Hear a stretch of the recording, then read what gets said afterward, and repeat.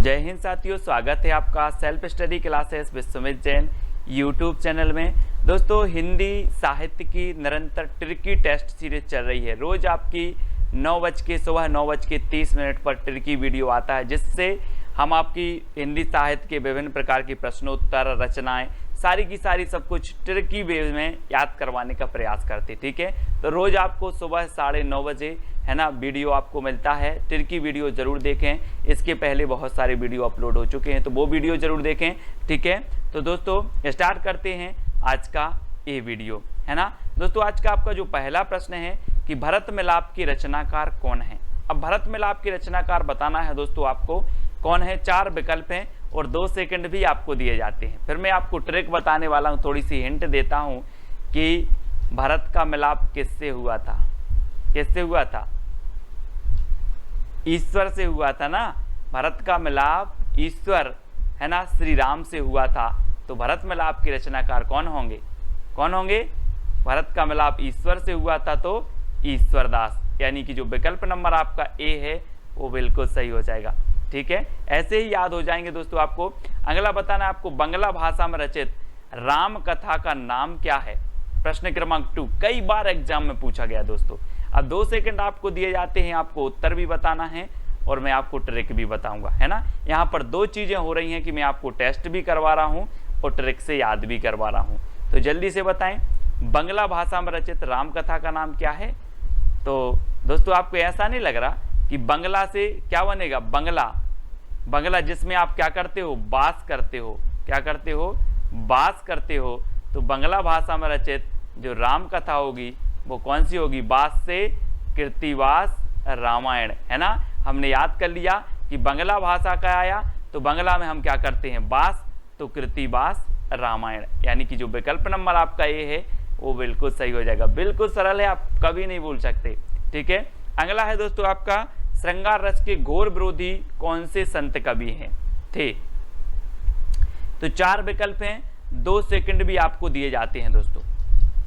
तो अब एक चीज बताना दोस्तों कि श्रृंगार की जरूरत किसे नहीं होती। आप बोलते ना कि खूबसूरत लोगों को सजने की जरूरत नहीं होती है ना।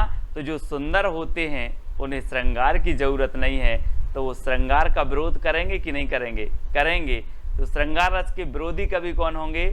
जो सुंदर होंगे, यानी कि सुंदर दास। और दा नंबर आपका बिल्कुल सही हो जाएगा। अब आप कभी नहीं भूलोगे दोस्तों, है ना। अगला बताना दोस्तों, संत काव्य का प्रधान रस कौन सा है। संत काव्य धारा भक्ति काल की जो संत काव्य धारा थी, है ना, वो बताना है, जिसे ज्ञान मार्गी शाखा भी कहा जाता है। अब इसका जो प्रधान रस है वो कौन सा है। ये 4 विकल्प है, 2 सेकंड आपको बताना। मैं आपको हिंट दे रहा हूं दोस्तों कि दुनिया में संत क्यों बनते हैं आदमी? क्यों बनते हैं?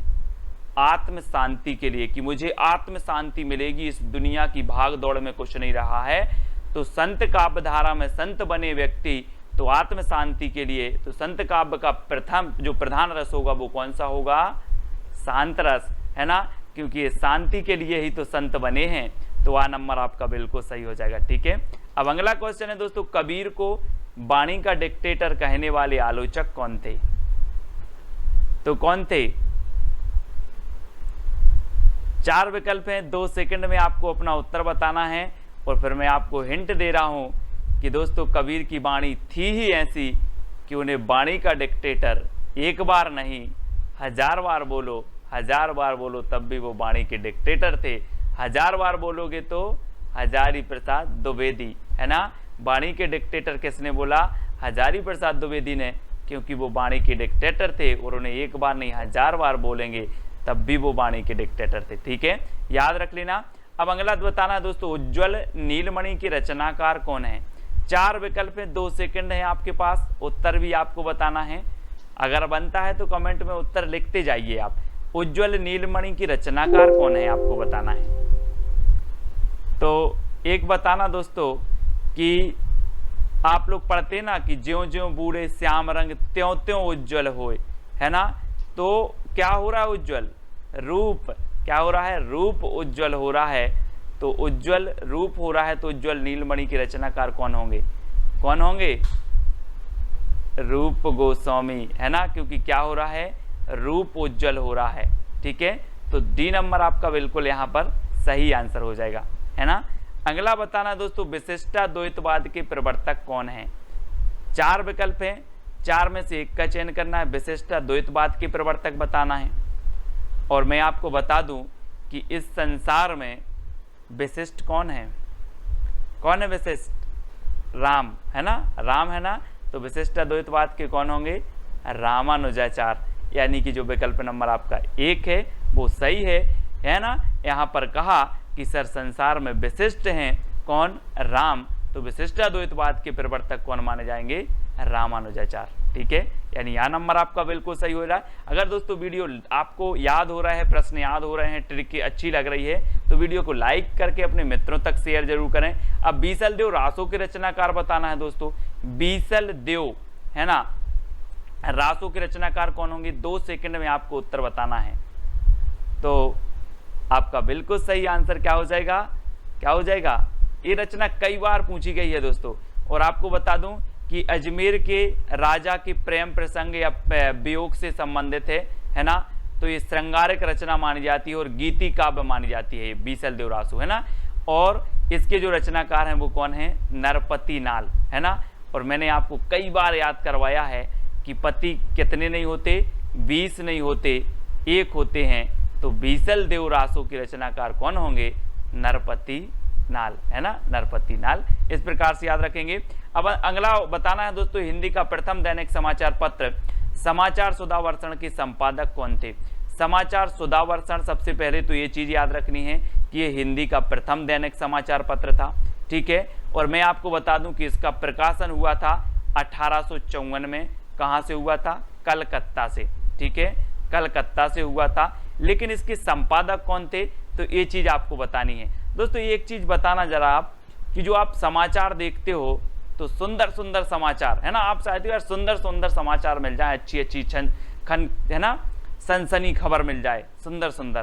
तो जो समाचार सुधावर्षण है ना, सुधावर्षण, और सुधा तो कैसी रहती है, सुंदर रहती है ना। सुधा यानी अमृत, और अमृत कैसी रहती है, अमृत रहता है आपका कैसा, सुंदर।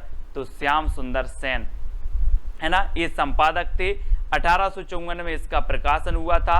हिंदी का प्रथम दैनिक समाचार पत्र है और ये प्रकाशन हुआ था कलकत्ता से। तो ये चीज भी आपको याद रखनी है दोस्तों। अगला है, सूरदास के गुरु का नाम क्या था। अब सूरदास जी आ गए, ये वात्सल रस के सम्राट कहे जाते हैं, है ना। 2 सेकंड आपको याद बताते हैं दोस्तों, फिर आपको बताना 2 सेकंड में आप उत्तर बताएंगे। और मैं आपको बता रहा हूं दोस्तों कि सूरदास जो थे, इन्होंने इतनी रचनाएं लिखी हैं, इतने दोहे लिखे हैं, जिसमें बल होगा वही तो लिखेगा कि नहीं लिखेगा, जिसमें बल होगा वही लिखेगा। तो सूरदास जी के गुरु भी कौन होंगे, वल्लभाचार्य। और इन्होंने सूरदास को इतना बल दिया कि इन्होंने बहुत बहुत दोहे लिखे। और रामचंद्र शुक्ल ने तो इन्हें वात्सल रस का क्या कह दिया, सम्राट कह दिया। और है ना, और इन्हें दोस्तों कह दिया, क्या कह दिया कि जो सूरदास हैं वो क्या है, वात्सल रस का कोना कोना घुमाए हैं, है ना। इनके अलावा इस रस में इतनी प्रतिभा किसी में नहीं थी, सूरदास जी में। और सूरदास जी के जो गुरु थे वो कौन थे, वल्लभाचार्य, क्योंकि वल्लभाचार्य ने इतना बल भर दिया था सूरदास जी में। ठीक है, तो आपका विकल्प नंबर ए बिल्कुल सही हो जाएगा। पृथ्वीराज रासो की रचनाकार कौन है दोस्तों। अब दोस्तों यहाँ पर 2 सेकंड में आपको उत्तर बताना, फिर मैं आपको हिंट दे रहा हूँ, याद करवा रहा हूँ कि पृथ्वी की बात आई है तो पृथ्वी का एकमात्र उपग्रह कौन सा है, कौन सा है, चंद्रमा। तो पृथ्वीराज रासो के जो रचनाकार होंगे वो कौन होंगे, चंद्रमा से आपका बनेगा क्या, चंद्रबरदाई। चंद्रबरदाई यानी कि जो आ नंबर है बिल्कुल सही है। ये पृथ्वीराज रासो के कौन है, रचनाकार हैं। हिंदी का प्रथम महाकाव्य माना जाता है पृथ्वीराज रासो, और हिंदी के प्रथम महाकवि माने जाते हैं चंद्रबरदाई। ठीक है, तो ये चीज आपको याद रखनी है। चतुर्भुज दास के गुरु का नाम क्या था दोस्तों, चतुर्भुज दास। ये अष्टछाप के क्या थे, अष्टछाप में शामिल थे चतुर्भुज दास। अब एक चीज बताना, चतुर्भुज से नहीं लग रहा आपको कि 4 भुजाएं, है ना। ये क्या करते थे, 4 भुजाएं बैठे बैठे फैला देते थे। क्या करते थे, चतुर्भुज दास 4 भुजाएं बैठे बैठे फैला देते थे। तो चतुर्भुज दास के गुरु कौन होंगे? कौन होंगे? बैठे बैठे फैलाते थे तो विट्ठलनाथ। कौन होंगे? विट्ठलनाथ। याद रख लेना, आ नंबर आपका बिल्कुल सही हो जाएगा। जैसे अष्टछाप की स्थापना हुई, 8 कवि अष्टछाप में थे, 4 कौन थे? वल्लभाचार्य के शिष्य, और 4 थे किसके? विट्ठलनाथ के। ठीक है, उन विट्ठलनाथ के शिष्यों में चतुर्भुज दास एक थे। चतुर्भुज दास ने बैठे बैठे भुजा फैला दी, तो इनके गुरु का नाम हो गया विट्ठलनाथ। इस प्रकार से अगला बताना दोस्तों, संदेश रासक के रचयिता कौन है? संदेश रासक, पहले क्या होता था कि संदेश भेजते थे, बहुत दूर होता था, बहुत दूर होता था, लेकिन अब दूर नहीं है संदेश भेजना, अब दूर नहीं है संदेश भेजना। तो संदेश रासक के रचयिता कौन हो जाएंगे? अब दूर नहीं है से अब्दुर रहमान, अब दूर नहीं है से अब्दुर रहमान, अब दूर नहीं है संदेश भेजना। तो अब्दुर रहमान इसके रचनाकार हैं, और इन्हें अद्दहमाण भी कहा जाता है। क्या कहा जाता है? अद्दहमाण। याद रख लेना, आ नंबर आपका बिल्कुल सही होगा। महापुराण की रचयिता कौन है दोस्तों? महापुराण, अब एक चीज याद रख लेना, पुराण है तो ठीक है आप पढ़ लो, लेकिन महापुराण है तो उस पर जरा पुष्प उस पर अर्पित कर देना, पुष्प अर्पित करके ही उस महापुराण को पढ़ना है। तो महापुराण के रचयिता कौन होंगे? क्योंकि पुराण हो तो आप ऐसे पढ़ लो, महापुराण है तो उस पर पुष्प अर्पित करो फिर पढ़ो, तो महापुराण के रचयिता हो जाएंगे पुष्पदंत। यानी कि जो आपका 1 नंबर है वो बिल्कुल सही हो जाएगा। ठीक है, पुष्पदंत आपका बिल्कुल सही है। अगला बताना दोस्तों, साहित्य का इतिहास दर्शन के लेखक कौन है? साहित्य का इतिहास दर्शन, अब दोस्तों साहित्य का अगर इतिहास का दर्शन करना है तो क्या होना चाहिए? क्या होना चाहिए?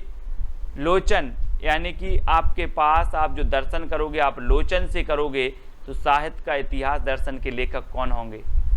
कौन होंगे? नलिन बिलोचन, यानी कि लोचन शर्मा। तो आप लोचन से क्या करोगे? दर्शन करोगे साहित्य इतिहास का। तो सी नंबर आपका सा नंबर बिल्कुल सही हो जाएगा। ठीक है, अगला बताना दोस्तों, हिंदी खड़ी बोली का प्रथम कवि कौन माना जाता है? 4 विकल्प हैं और 2 सेकंड में आप अपना उत्तर बताएंगे। मैं आपको थोड़ी सी हिंट देता हूं कि हिंदी का जो खड़ी बोली का प्रथम कवि होगा, वो खड़ी बोली का प्रथम कवि अमीर होगा कि गरीब होगा? अमीर होगा ना। हिंदी खड़ी बोली का प्रथम कवि गरीब नहीं होगा, वो अमीर होगा, है ना। तो कौन हो जाएंगे?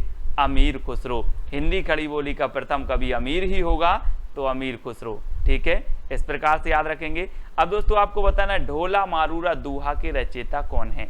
4 विकल्प हैं, 4 में से चयन करना है, और मैं आपको हिंट दे रहा हूं और 2 सेकंड में आप उत्तर बताएंगे। और आपको ऐसा नहीं लग रहा दोस्तों कि ढोला मारूरा दोहा, तो ढोला से क्या लग रहा है? ढोल। ढोला से क्या लग रहा है? ढोल। और ढोल कौन बजाएगा? हम और आप बजाएंगे क्या ढोल? नहीं बजाएंगे ना। जो ढोल बजाने में कुशल होगा, जो ढोल बजाने में कुशल होगा वही ढोल बजाएगा, है ना। तो ढोला से ढोल, और ढोला मारूरा दोहा के जो रचनाकार हो जाएंगे वो कुशल लाभ, क्योंकि जो कुशल होगा वही ढोल बजाएगा।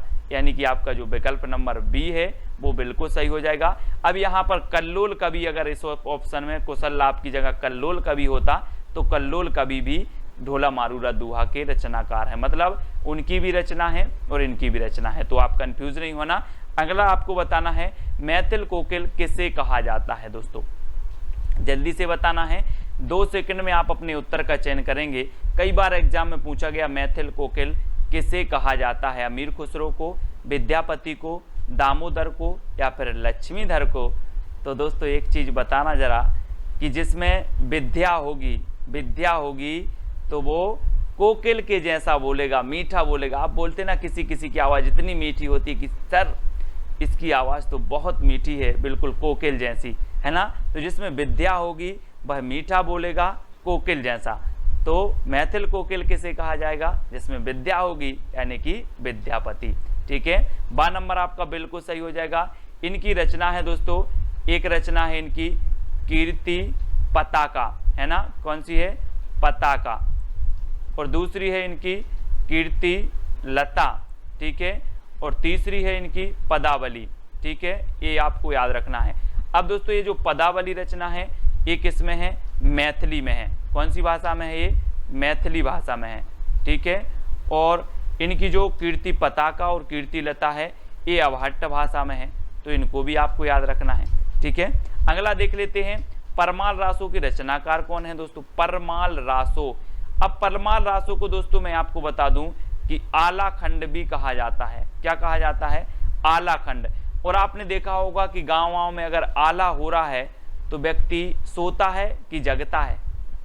जल्दी बताओ, जगता है ना। अगर आला हो रहा है तो व्यक्ति जगता है। तो आला खंड के रचयिता कौन होंगे? जगनेक। और ऐसे भी याद रखें जैसे परमाल, यानी कि दूसरों का माल, दूसरों की जो सामग्री है उसको अगर चोर चुराते हैं तो क्या करते हैं? जगते हैं, रात में जगते हैं, तो भी जगने का आपका आ नंबर बिल्कुल सही हो जाएगा। परमाल को चुराना है तो जगना पड़ेगा, तो जगने, है ना। इस प्रकार से अगला बताना है दोस्तों, संदेश रासक किस प्रकार का काव्य है? अभी हमने पढ़ा था कि संदेश रासक के रचयिता कौन है? अब्दुल रहमान। लेकिन ये किस प्रकार का काव्य है, ऐसा भी क्वेश्चन पूछ लिया जाता है। तो एक चीज बताना दोस्तों, अब आप मोबाइल में क्या भेजते हो? कभी कभी संदेश भेजते हो, संदेश हमेशा भेजते हो, व्हाट्सअप चल गया अब तो, है ना। संदेश भेजते हो तो कभी कभी आपका संदेश क्या हो जाता है? खंडित हो जाता है। बोले ये तो गया ही नहीं यार, खंडित हो गया। खंडित हो गया ना, क्या खंडित हो गया? संदेश खंडित हो गया। तो ये संदेश रासक जो काव्य है ये कौन सा होगा? खंड काव्य। कौन सा होगा? खंड काव्य। तो याद रख लेंगे, संदेश खंड हो गया, खंडित हो गया तो खंड काव्य, है ना। अब्दुल रहमान का ये जो है ग्रंथ माना जाता है, तो इसको याद रखेंगे। अब दोस्तों एक चैलेंज प्रश्न है जिसका उत्तर आपको कमेंट में लिखना है और साथ ही कमेंट के माध्यम से बता देना है कि सर वीडियो बहुत अच्छा लगा, सारे के सारे प्रश्न याद हो गए और आपके लिए बहुत ही उपयोगी है। इस प्रकार की अगर आप ट्रिक चाहते हो तो जितने भी लोगों ने ये वीडियो देखा है सभी लोग एक कमेंट प्रोत्साहन के माध्यम से लिखेंगे और एक कमेंट इस चैलेंज प्रश्न का उत्तर बताएंगे। ठीक है, हिंदी का प्रथम महाकाव्य कौन सा है ये आपको लिखना है, इसका उत्तर आपको बताना है। इसी प्रकार से जितनी भी आपकी रचनाएं होंगी, जितने भी प्रश्न हिंदी साहित्य के होंगे, सारे के सारे प्रश्न मैं आपको ट्रिक से याद करवा दूंगा। बिल्कुल टेंशन मत लेना। आप किसी भी एग्जाम की तैयारी कर रहे हैं हिंदी साहित्य से संबंधित तो पूछा ही जाता है। पिछले वीडियो में हमने आपसे एक क्वेश्चन पूछा था, अष्टछाप की स्थापना कब हुई? तो इसका उत्तर मैं आपको बता देता हूं। अष्टछाप की स्थापना हुई दोस्तों 1565 ईस्वी में। किसने की? तो विट्ठल नाथ ने की। ठीक है, किसने? विट्ठल नाथ ने की। और विट्ठल नाथ के जो पिता थे दोस्तों वो कौन थे? बल्लभाचार। कौन थे? बल्लभाचार। ठीक है, इस प्रकार से आपको याद रख लेना है, ये बल्लभाचार थे। और बल्लभाचार दोस्तों के गुरु कौन थे? तो विष्णु स्वामी थे। ठीक है, और बल्लभाचार के कितने शिष्य थे?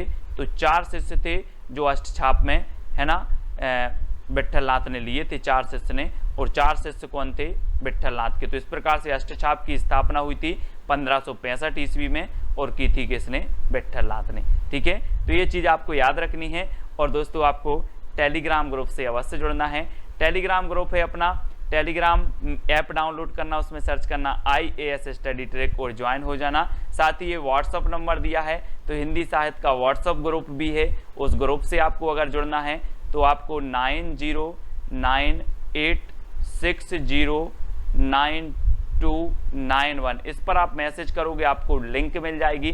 ठीक है, इंस्टाग्राम में आपको जुड़ना है तो self study classes Sumit Jain search करना है। फेसबुक में भी जुड़ने के लिए आपको सुमित जैन सर्च करना है। अब दोस्तों आप सब्सक्राइब जरूर करना और बेल आइकन को दबाना। ठीक है, बेल आइकन को दबाकर ऑल पर क्लिक आपको जरूर करना है ताकि ऑल वीडियो की इन्फॉर्मेशन आप तक पहुंचे। ठीक है, अब आपको बताना है कि वीडियो कैसा लगा। ठीक है, तो आज के वीडियो के लिए साथियों इतना ही। वीडियो को लाइक करें और शेयर अपने मित्रों तक जरूर करें। जय हिंद।